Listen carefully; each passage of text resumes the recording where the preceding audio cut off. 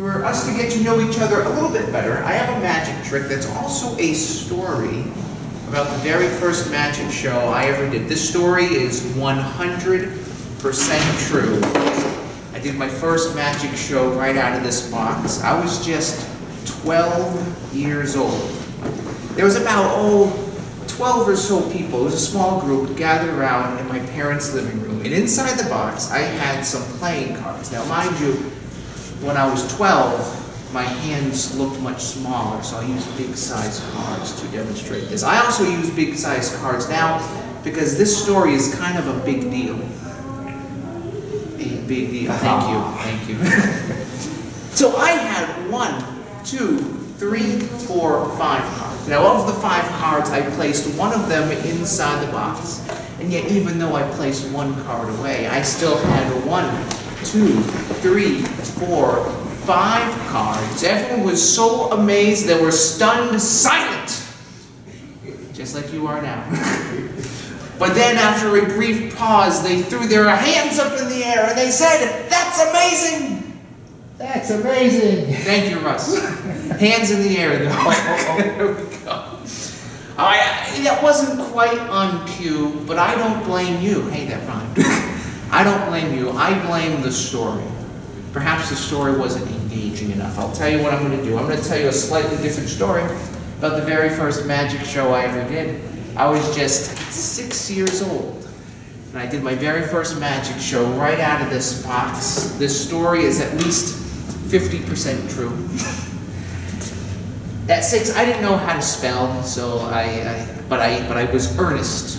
I made up for it in earnest. There was about 1,000 people gathered around in my parents' living room. I had 1, 2, 3, 4, 5 humongous cards, little tiny 6-year-old hands, and I placed 1 and 2 cards inside the box. And yet, even though I placed 2 cards away, I still had 1, 2, 3, 4, 5 cards. Everyone threw their hands up in the air and they said, "That's amazing! That's amazing!" Air 5. There we go. That was much, much better. We had the lines down, we had the choreography. Now all we have to add is the enthusiasm. We're going to add some enthusiasm. You're just in time. Welcome. Welcome. We're going to show our new arrivals what we've been working on. I'm going to tell you a slightly different story, though, about the very first magic show I ever did. I was just 3 years old. I did my very first magic show right out of this box. I didn't even know how to make words yet, so I just scribbled on the box. This story is at least 25% true, by the way. There was about 10,000 people gathered around in my parents' living room. My mother was getting nervous. We ran out of juice for all the guests. I had 1, 2, 3, 4, 5 humongous cards, little tiny 3-year-old hands. Of the 5 cards, I placed 1, 2, 3, 4, 5, 6, 7, 8, 9 cards away. I was only 3, I didn't know how to count. So of the 5 cards, I put 9 of them away. And yet I still had 1, 2, 3, 4, 5 cards, and everyone was so amazed when all the cards disappeared that everyone said, "That's amazing!" You folks did a wonderful job. Give them a nice big hand. That was right on cue. So much enthusiasm, too. That rhymed as well. That was perfect.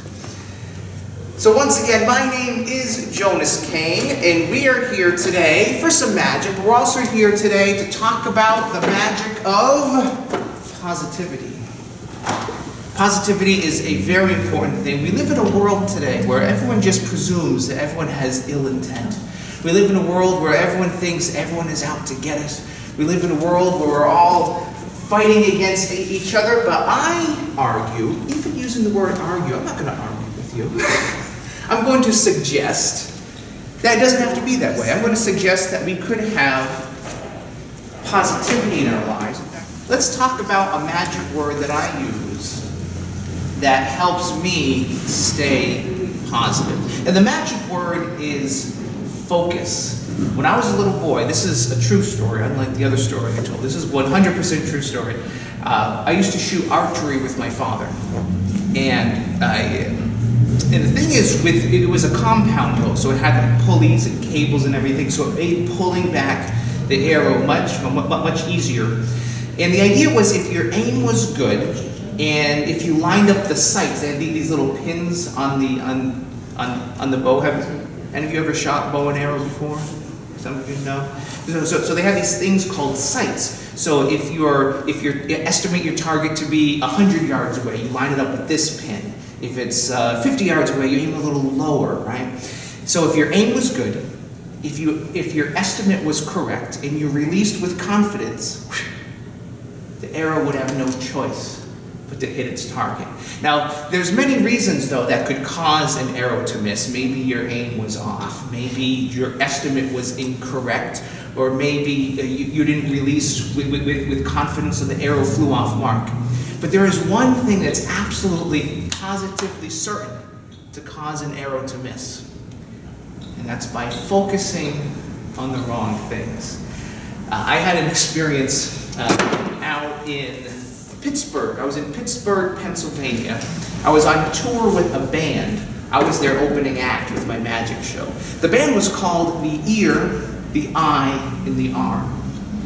I'd like to think of myself as the leg, because I helped out with a lot of the leg work, carrying the equipment from the van into the venue. I think that's why they really invited me, was to do a lot of the leg work. But on this particular day, we were making our way down through Pennsylvania. We stopped in Pittsburgh, and I had just helped unloading all of the band's equipment. I went back out to the van to get my stuff, to get my suitcase to start my act. And just as I got outside, I became abundantly aware that there were two street thugs lurking about. Everyone goes, ooh. It's perfect. Now, I knew they were street thugs because I've watched TV. You know, they look just like the ones on TV. Have any of you ever met a real live street thug? Any of you? No, this is Brattleboro. Of course not. Everyone's so nice here. But in Pittsburgh, there are street thugs, and these look just like the ones on TV. They had hoods and everything. They were literally hoodlums. My gut instinct was to retreat back to the safety of the venue and to wait for the street thugs to scamper off, or whatever it is that street thugs do. But then I hesitated. And I hesitated because I thought that I don't actually know that these are street thugs. That's just what TV is telling me. That's just what society, that's just what the media, that's just what my assumptions are telling me. So I decided to ignore my fears, and I went out to my van to get the equipment to start the show. And just as I got to the sliding doors of the van, I felt two strong arms push me up against the van, and the street thugs proceeded to mug me. Turns out they were street thugs. So this whole thing happened very quickly, because I had never been mugged before, so this was all very exciting. I don't recommend it, but it is exciting. It all happened quickly, and the next thing I knew, they were scampering off with my wallet. Oh, it turns out they do scamper. If you ever see them, they do scamper. So I got back into the club. I was still in a bit of a daze, and I got back in just in time to be told it was time to go on stage and start my magic act. So I walk out on stage, and I start off by saying, so I was just mugged outside. And everyone thought it was part of the show. Everyone just laughed and laughed. I said, no, I'm serious. It's terrible to be here. I don't want to be in Pittsburgh, Pennsylvania anymore. I want to go home. But here's the thing. This whole thing, again, happened very, very quickly. I didn't process everything right away. It took me a few days. I had to, find a safe space to think about my feelings and journal about my thoughts. But once I did process this, I realized something profound, and this is why I'm telling you this story. I realized that the muggers were actually rather kind to me. Well, as nice as muggers can be. It was all in their words, though. Their words were very specific. Words have power. Words have power. This is what they said to me just after they pushed me up against the vein. They said, stay cool. Give it up. Do you see it? Stay cool. Give it up. You see, in order to stay cool, you have to already be cool. So they thought I was a pretty cool guy. So as a gesture of my appreciation, you know, I gave them my wallet. But here's the thing, I didn't know how much to tip. I know the standard's, what, 15, 20%, right? But, I mean, they took everything anyway. But the least I could have done was offered them the PIN number to my debit card. That would have been a nice gesture to give them something more. But the whole moral of this story is this. It's what we choose to focus on. I now know, even in this terrible situation, this run-in with the muggers, I now know the true meaning of the name Pittsburgh Steelers. It's an absurd joke, thank you. Thank you, Kevin, for the little smirk. Now, this is a true story. I made a joke out of it, but this is a completely true story, and I used to tell this story as part of another presentation that I used to do. I used to tell it just as a joke, but after the presentation one day, someone came up to me and he told me that he really loved the Pittsburgh Steelers story. So I asked him what it was that he liked so much, because I always like to know how my stories and messages resonate with people. So I asked him what it was that he liked so much. He said that had he been in that same situation, he would not have been able to find a way to laugh about it. Now this got me to thinking about something. That you could take two different people and put them in the same situation. And one person can walk away from the experience feeling bitter. The other person can walk away fascinated by the whole thing. The magic word is focus. What are we focusing on? It's kind of like the age-old saying, what do we do when life gives us lemons? What do we do? Make lemonade. Oh, thank you, Russ. Thank you, Russ. I was doing this for a group the other day, and the person said, eat it. I think they were hungry. But I said, well, yes, we can eat it, but it's going to be sour. Sometimes life gives us sour things, but we don't want sour outcomes. We want to have sweet outcomes. So we take what life gives us, and we find a way to work with it.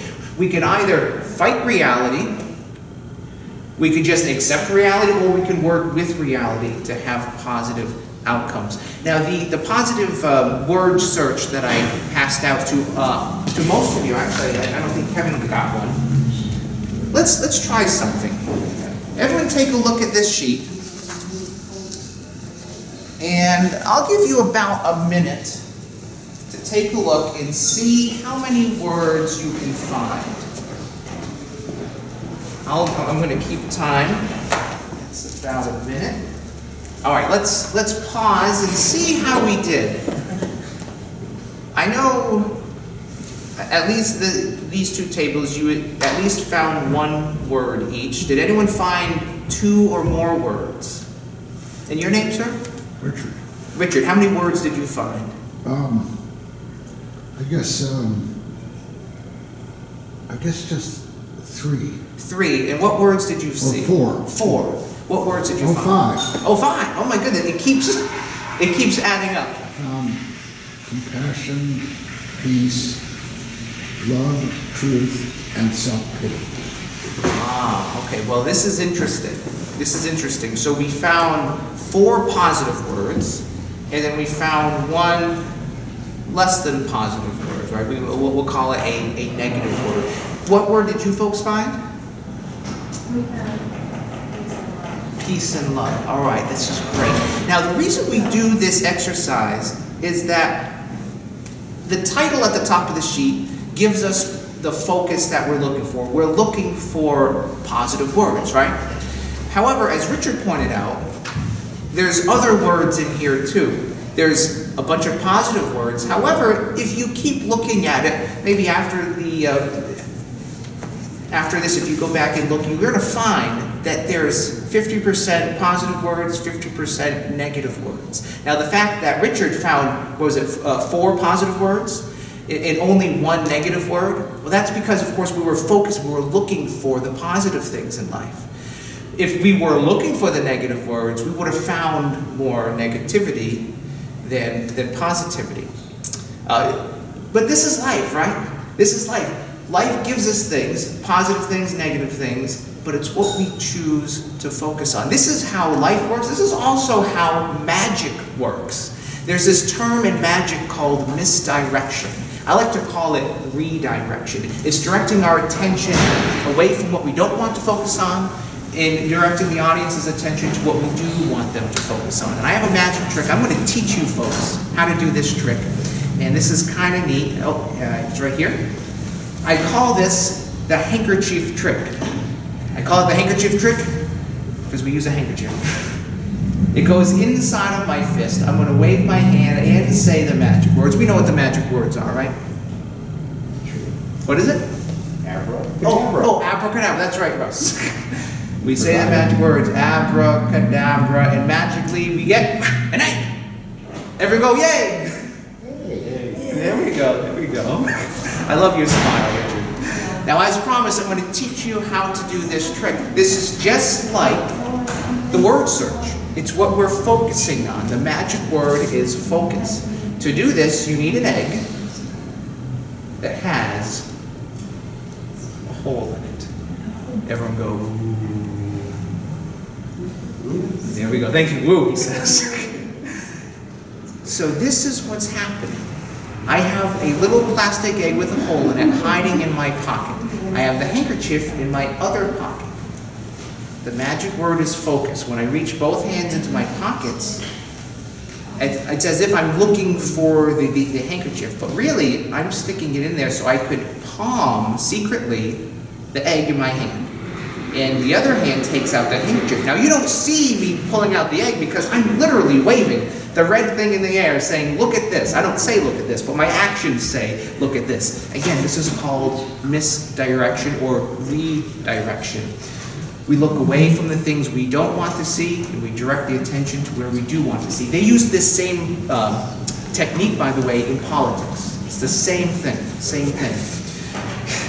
So again, all you do now, you take the handkerchief, shove it into the hole in the back of the egg. Shove, shove, shove. You say the magic words, wave your wand, whatever you want to do to be creative. When you open your hand, you magically get the egg. And everyone goes, yay! There we go. Thank you. I appreciate your enthusiasm. The magic word is focus. We get what we focus on. If we're focusing on positive things, we will have positive results. If we're looking for negative things, we will get negative results. Now, we all have examples in our own life of how easy it is to lose focus, and how easy it is to get distracted by the responsibilities of everyday life. I know people, well, I know myself, I've done this too, but I've known people who go through entire years just sort of going through the motions. You know how it's like when you're maybe driving a car and you're driving a long distance and then you get to where you're going, but you have no actual recollection of the individual twists and turns to get there. Has that ever happened to you folks? This is kind of what we're talking about. It's easy to get distracted by everyday life. And the way to stop that is to take a look at our focus. I know for me, some of the places to look at when I've lost focus is my calendar. I can take a look at where I've been focusing my time, where I've been focusing my energy. Another place that I like to look at is my bank account. Where have I been focusing my resources? Where have I been focusing my money? You can always tell what's important to people, and you can see where they've spent their money. So those are just a couple ideas for you folks. So are we having fun so far? Yes? Is this helpful? Yeah. Is this fun? Or it's my favorite. I like Rusty. It's like, sure, yeah, why not? Before we go any further, I think it's important to mention this, is that there's a lot of misunderstanding about what positivity really is. because a lot of people think it's about putting on rose-colored glasses and just walking around pretending everything is fine and dandy, even when everything isn't fine and dandy. Sometimes we think it's about plowing ahead, forging ahead, even when we should make changes in our life. Now, I would suggest that that's not positivity. I would suggest that that's ridiculous. A number of years ago, I was a freshman in high school, and I was invited to perform a magic show for my school at their variety show. They were doing this big talent show, and I decided I wanted to do a very impressive trick. I wanted to do something big. And I thought, what could be more impressive than something that's death-defying? Right? And what could be more death-defying than Russian roulette? It would be very impressive if I could pull it off, right? And survive to tell the tale. Now here's the thing, I was a freshman in high school. I was like 13 years old, so of course I couldn't use a revolver. I couldn't use a gun. So what I decided to do was a version of it. So what I got was a series of test tubes. Each test tube was filled with water, except for the last one. The last test tube did not have water. Oh, it was colorless, it was odorless, it looked and smelled just like water, but it wasn't. It was hydrochloric acid. The idea was that I would have members from the audience come up, I would be blindfolded, and this person would mix up all the test tubes. And I would be guided behind the table, and my job was to pick up each test tube, drinking the contents, leaving just one test tube, of course the one with hydrochloric acid. This was the idea. This was my big idea to impress my fellow students. So the big night came. Imagine a 13-year-old me, right, wearing a lab coat and gloves and goggles and blindfold. And I pick up the first test tube. I kid you not, the very first test tube I drank had the acid. Apparently I wasn't as talented as I thought to perform in the talent show for this piece. Now, I knew right away that it was not water, because water isn't supposed to fizz and bubble in your mouth. So all at once, I threw the test tube down, I spit it out, ripped off my blindfold, and ran off the stage. And here's the thing, everyone thought it was part of the act. No one thought I would be so ridiculous as to use real hydrochloric acid. So everyone is just laughing and laughing. Meanwhile, I have water backstage, I'm gurgling, rinsing my mouth out, and I have this lapel microphone on, this wireless microphone, and I'm like running around, I'm like, no, I'm serious, get my mother. Because of course my mother was in the audience at this point freaking out, thinking, what happened to my son? Why didn't I know he was doing this? Because of course I didn't tell my parents the magic trick I was planning on doing. They wouldn't have let me, right? So if you want to do something, be sneaky about it, right? Bad idea, bad idea. So there we were, my mother and I, driving to the hospital, and I'm just hanging out of the passenger side window, spitting. Because the acid had eaten away at my esophagus. I could not swallow even my own saliva. So I'm hanging out the window spitting. And even in this terrible circumstance, in this terrible situation that I put myself in, I cannot recommend doing this. No one should ever do this. Even in this terrible situation, I had the presence of mind to turn to my mother in between spits. And I said to her, we must never speak of this. I was already so embarrassed. I was in pain, but I was also embarrassed. So we get to the hospital. I end up on a feeding tube. They put me on a feeding tube because, again, I couldn't even swallow saliva, let alone solid food. Which was just as well, though, because I couldn't taste anything. The acid had eaten away my taste buds on my tongue. Thankfully, they do grow back. The doctors call it a bald tongue. Very rare, very rare. I had it. But I tell you this story because even in this terrible situation, there is a silver lining. There's a saying, sometimes you win, and and sometimes you learn, right? As long as we're focusing on the positive, we will never really lose. We'll just learn some things. And I learned something in this situation. I now know that acid whitens your teeth. So I got a good smile out of it. I don't recommend it, but acid does work. Now, I tell you this story because I was sure that I was going to be successful in performing this magic trick. And I was sure that I was going to be successful because I practiced it. And in rehearsal, it worked most of the time. Now here's the thing, of course, I didn't use real acid in rehearsal. Why would I practice something that I can only fail once? I can't afford to fail it more than once, right? So why practice something you can only fail once? So in rehearsal, I used seltzer.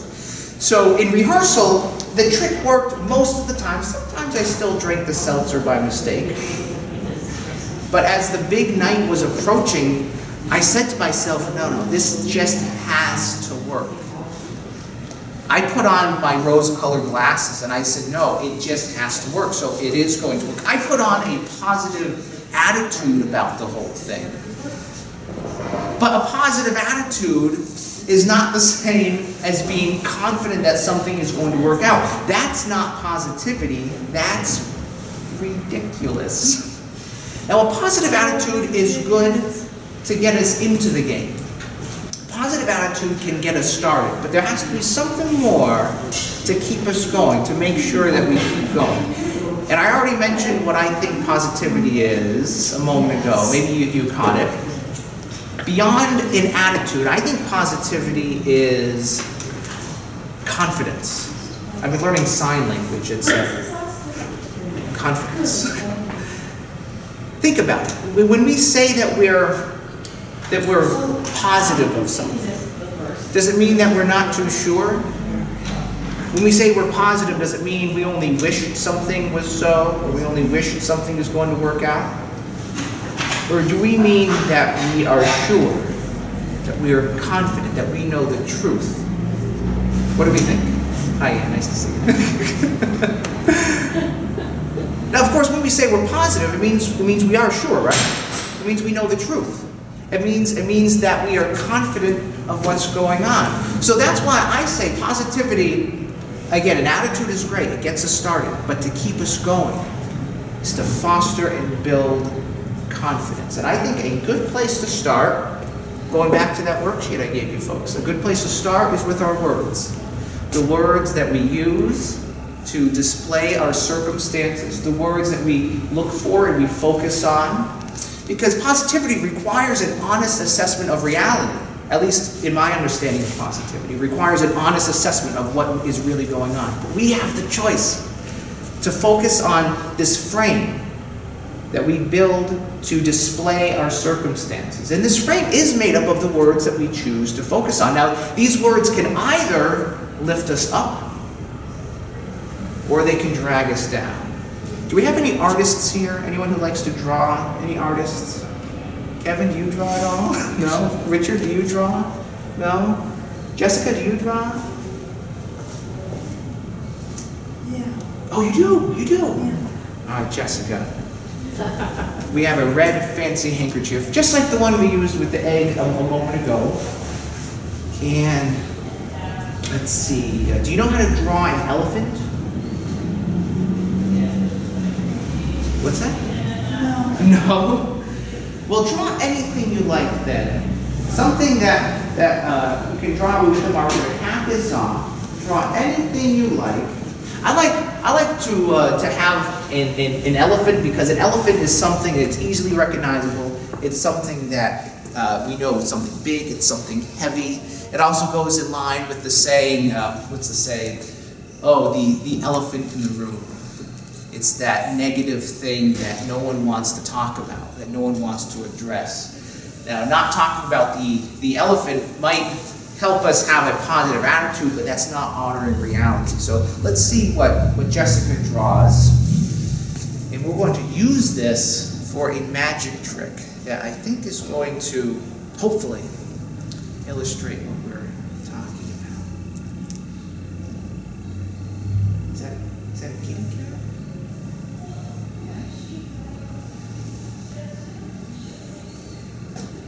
That is adorable.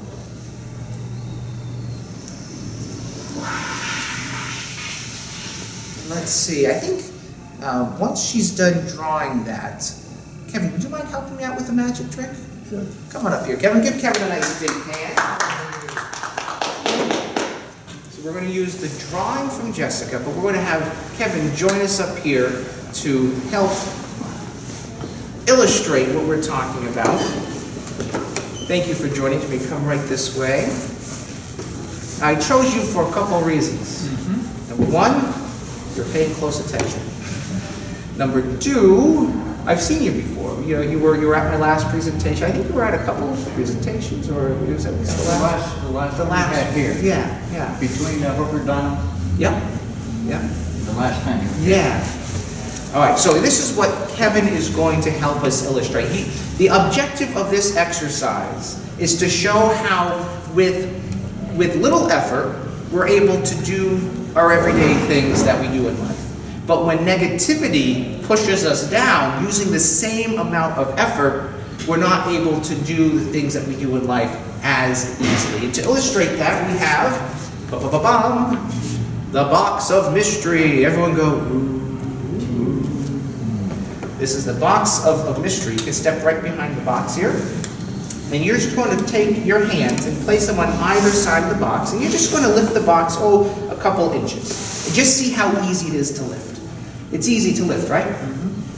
Using that same amount of pressure, using that same amount of energy, you are not going to be able to lift the box because I'm going to be pushing down the box. Now, if you use more energy, if you use more force, you would be able to lift it.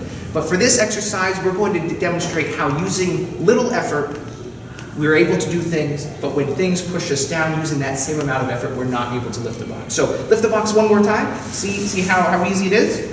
All right. Now, using that same amount of pressure, try and lift the box with the same amount of energy. You're not going to be able to, right? Because again, I'm pushing down. As soon as I take my hand away, you can lift it up just fine, right? Lift it up again. Perfect. We're going to do this same exercise one more time, but this time your eyes are going to be closed. But keep them open for now, because first, we need to get the cat. Can I take a look?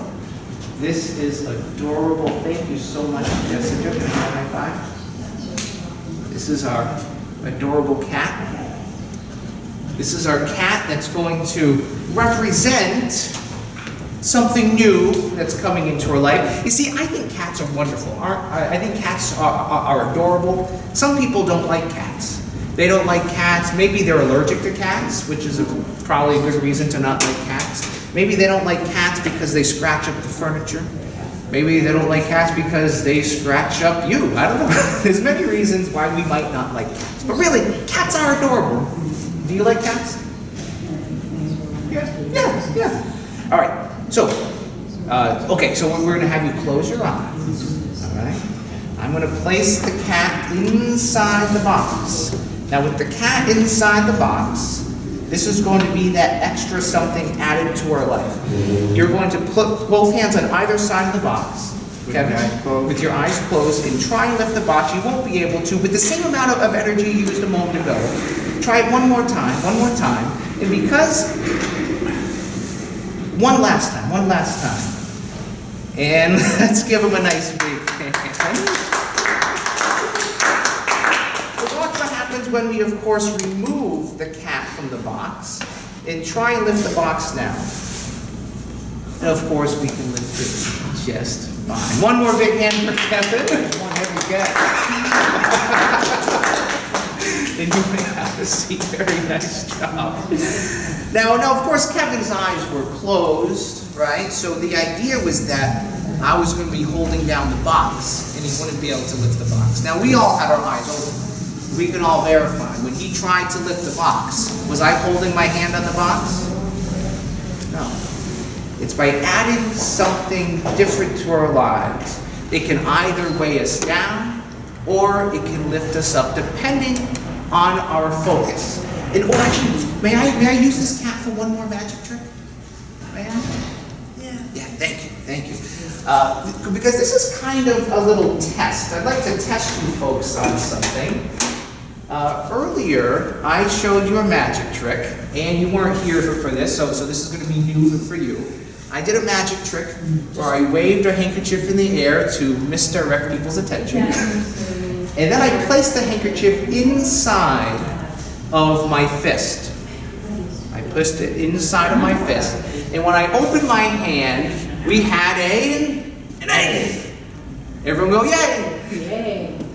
Now there is a rule when doing this trick. Does anyone know what the rule is when doing this trick? Any idea? Well, of course, the rule is don't show the hole in the egg.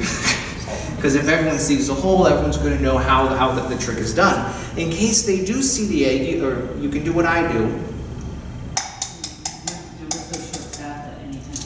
Turn it into a real egg. Wow. And that's where we get a big round of applause. Thank you.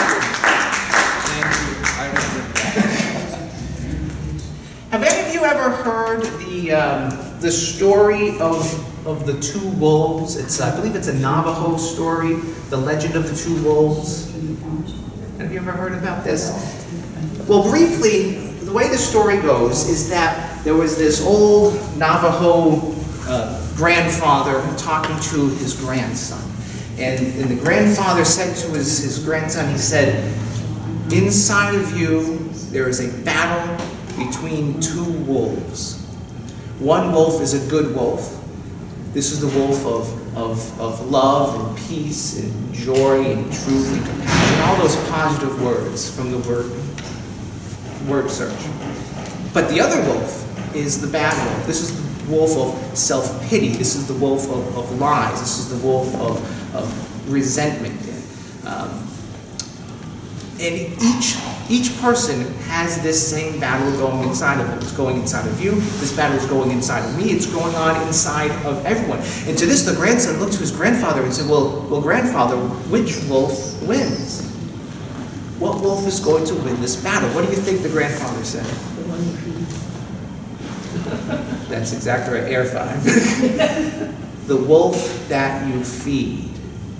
The magic word is focus. If we feed the bad wolf will win. If we choose instead to focus on the good wolf and feed the good wolf, the wolf of compassion and love and truth, then that's the wolf that's going to win. We have the opportunity to choose the frame that we use to display the reality of our circumstances to the world. This frame these words can either lift us up, or these words can drag us down. Now, I have one last magic trick that I'd like to show you folks that I think will bring this whole concept to life, to get a little more comfortable. Do we have any card players here? Anyone who likes to play cards? If the answer is no, that actually makes this a lot easier for me. Let's see. We had Anne who just arrived. Welcome. It's good. This is Anne. She's one of my biggest fans. Yeah. She's been here every month for like a year coming to see me. I'm here every month. It's usually the second Friday of the month. So my next one will be next month in January, second Friday of the month. Come check me out. And you're going to choose any one of these cards you like. I'm going to shuffle the cards. As I shuffle, wherever you say stop, that'll become your card. If you stop me up here, you get one of those. Stop me at the bottom, you're going to get one of those. So just say stop at any point as I shuffle. Right there. Take a look at your card. All right. I'll even show Kevin, just in case you forget. Point to anyone else here. Choose anyone else you like. Richard. Oh, you know Anne. All right. I'm going to shuffle through the cards. Just say stop wherever you'd like. Stop. Right there. Take a look at your card. Don't tell me what it is. Again, I'll show. I think when I said stop, you kept going. I kept going a little bit. Well, don't forget what this card is. Okay. All right? And point to one other person.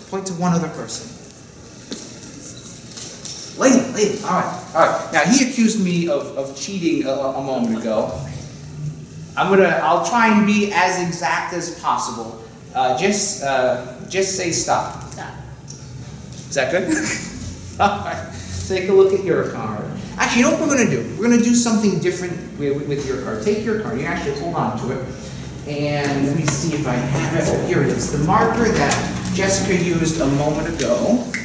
You're going to draw or write your name, draw a picture, anything just to make sure that you really, really remember that card. Because we're going to do something perhaps a little different with your cards too.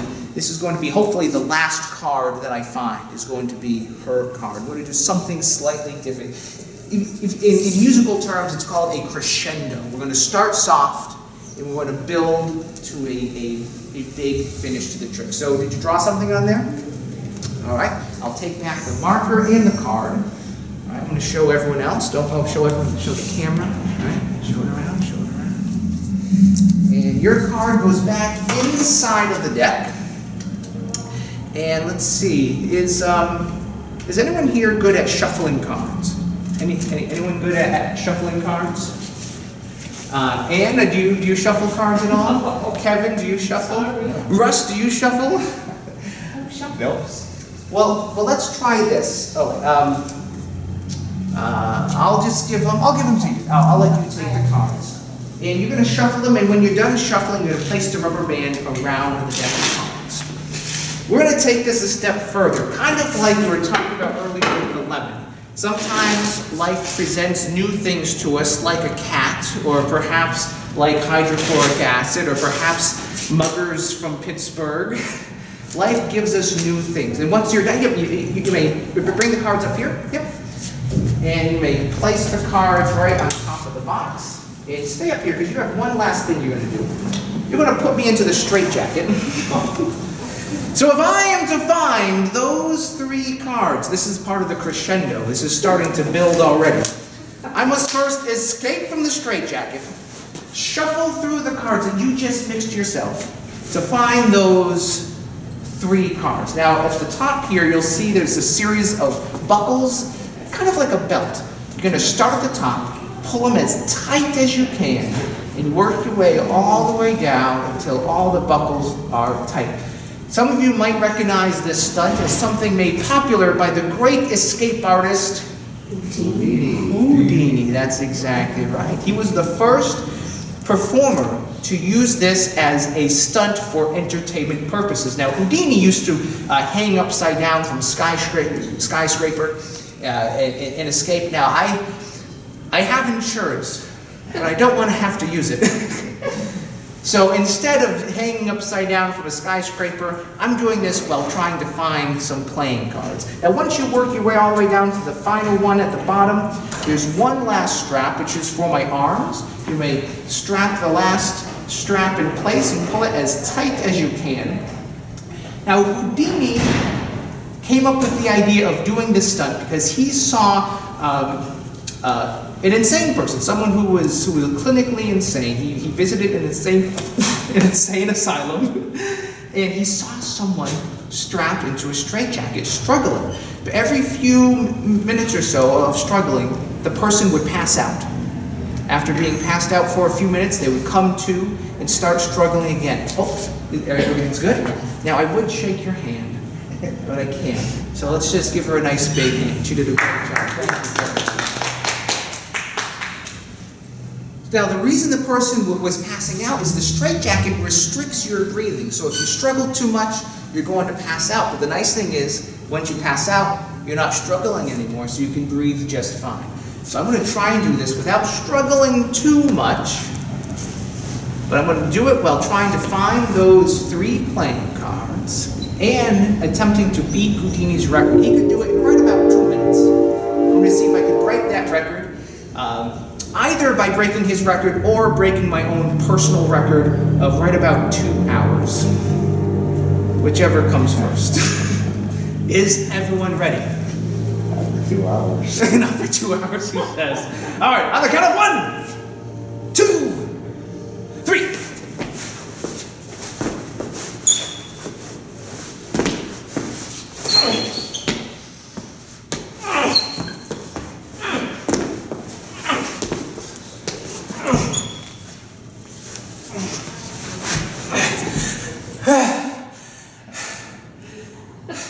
Okay.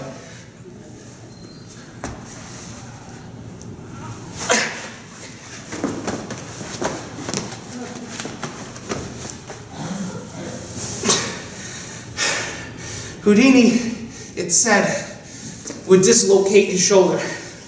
Oh, hopefully I won't do that.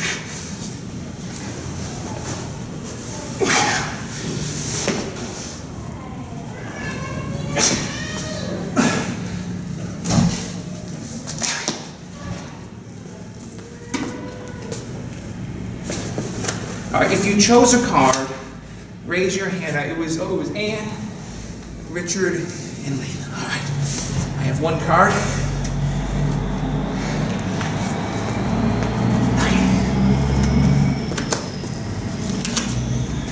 Oh, I have another one.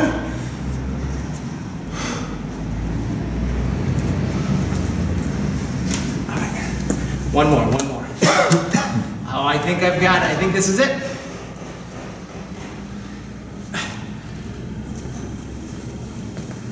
Okay, I still have to get out of this thing.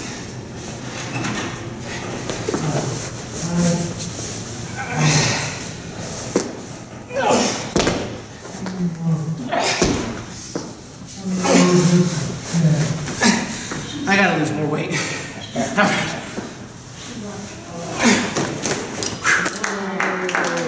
Thank you. Ladies and gentlemen, it's nap time. I can nap later. We have to find out if those 3 cards, I need to catch my breath, if those 3 cards are the very same 3 cards that we chose a moment ago. All right. I'm going to show you the cards one at a time. If you see your card, if you hear me say your card, you're going to say, yes, that's my card. We'll accept a big round of applause. It's going to be great. All right, who chose the King of Hearts? Who chose the King of Hearts? Yes! It was you! I was in a straitjacket, and I found the King of Hearts. Thank you, Anne. Thank you. All right, who chose the 3 of clubs?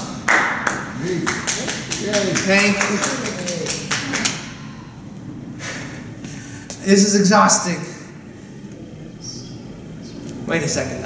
We have 1 card left. It's a little bit of a problem. Now, it might be because it's a face card. Did you draw you drew a picture or wrote your name? What did you put on there? I wrote my name. Are you sure? Are you positive? I am. Was your card the Jack of Spades? Okay, well, this reminds me, when I was a little boy, there was this saying, and my uncle used to tell me, he would say, Jonas, because that was my name, he would say, Jonas, if at first you don't succeed, stop and destroy all evidence that you've ever tried at all. So, I'm just going to get out of here. I'm kidding. This was terrible advice. Stop and destroy all of it. I never listened to my uncle. I listened to my father. You know what my father would say? He'd say, son, because that was my name. He'd say, son, try again. Well, we have a whole deck of cards. I suppose I could try again. However, today has been about focusing on positivity. Today has been about taking reality and not ignoring it, not only wishing things were so, but to literally create a foundation of positivity that will ground us. And what better way to ground us than our shoes? Inside of my shoe,